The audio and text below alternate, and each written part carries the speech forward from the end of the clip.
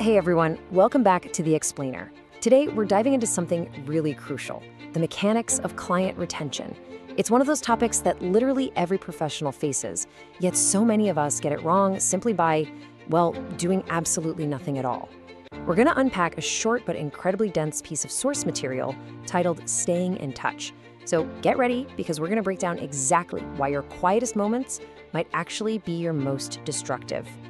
All right, I want you to play along with me for a second. Think back to your absolute best client from last year. You know the one. The project was flawless, the vibes were great, the deliverables were totally spot on. You probably ended that whole engagement with high fives and promises to work together again soon. But now ask yourself, are they forgetting you? Yikes, right? It's kind of an uncomfortable thought. You did amazing work, so why would they ever forget? Well, as we're about to see from our source text, the quality of your past work is absolutely no match for the creeping danger of present-day silence. Okay, let's get into part one, the danger of silence and the psychological impact of failing to communicate. So the transaction ends, but the relationship, that shouldn't end. But unfortunately, it often does. And this isn't just a marketing failure, it's basic human psychology. Our source text warns against a failure to communicate for extended periods. I really want to emphasize those last two words, extended periods. Because what's terrifying about an extended period of silence is just how easily and accidentally it happens. You don't wake up one morning and decide, hey, I'm going to completely ignore my favorite client. You just get busy. A week flies by, then a month. You think, I should probably reach out, but you don't have the perfectly polished email ready, so you put it off. And boom, suddenly 6 months have vanished. That accidental void is exactly what our source identifies as the main catalyst for losing clients. And this perfectly illustrates the dual threat the text talks about. When that extended silence happens, you're looking at one of two really destructive consequences. Consequence one is just pure apathy. They simply forget about you. You slip off their radar because, let's face it, out of sight truly is out of mind. But consequence two, that one is way worse. This is where the client actually assumes your indifference. They think you just no longer care. The silence isn't neutral anymore. It's basically weaponized in their mind.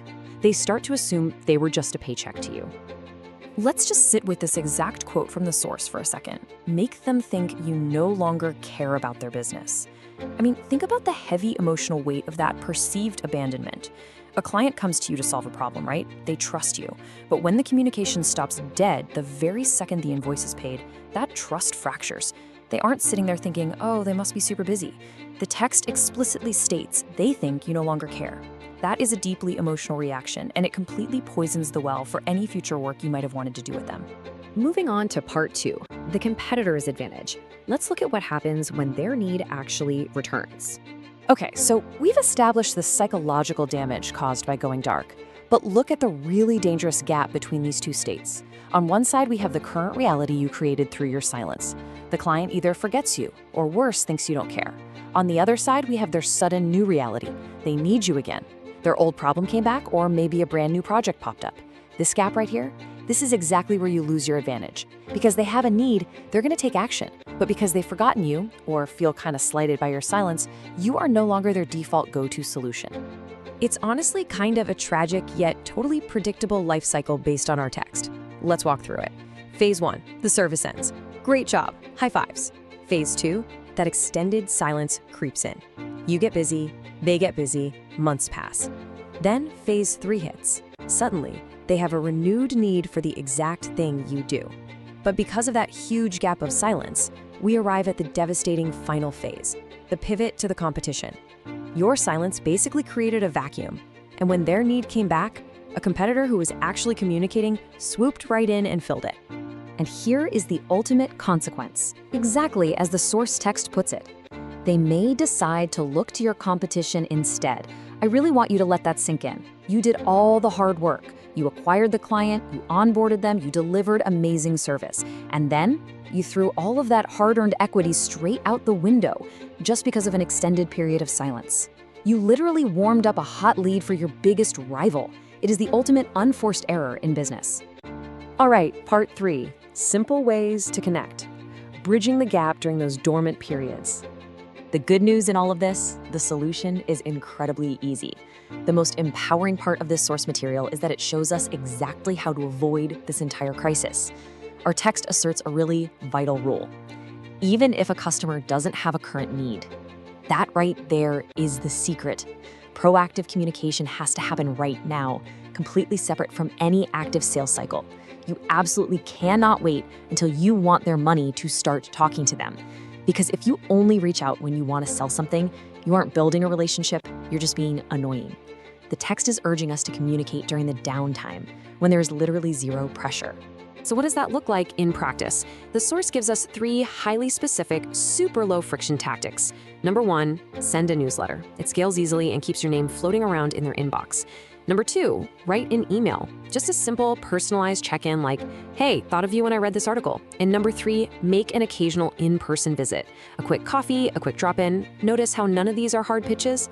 They are just simple, everyday touchpoints designed specifically to break the silence. Which brings us to part 4. The power of reassurance, and really the ultimate psychological benefit of all this. Why do a simple newsletter or a quick cup of coffee work so well? Because they provide what our source defines as reassurance, the act of proving you are still there to assist a client whenever they need you. Sending those emails and doing those visits, they aren't just annoying administrative tasks. They are a vital psychological tool. Reliability is the ultimate antidote to the danger of silence. By popping up in their inbox or grabbing coffee when they don't actively need you, you're proving your stability. You're signaling to them, hey, I am a permanent fixture in your professional network, and I'm ready to roll the exact second you need me. So the whole concept really hinges on this final phrase from the text. This simple act of staying in touch will reassure them you're still there to assist them whenever they need you. That honestly ties our entire explainer together. You don't solve the problem of the competitor's advantage by being the loudest or the absolute cheapest. You solve it simply by being present. Reassurance basically builds a moat around your clients that competitors just cannot cross.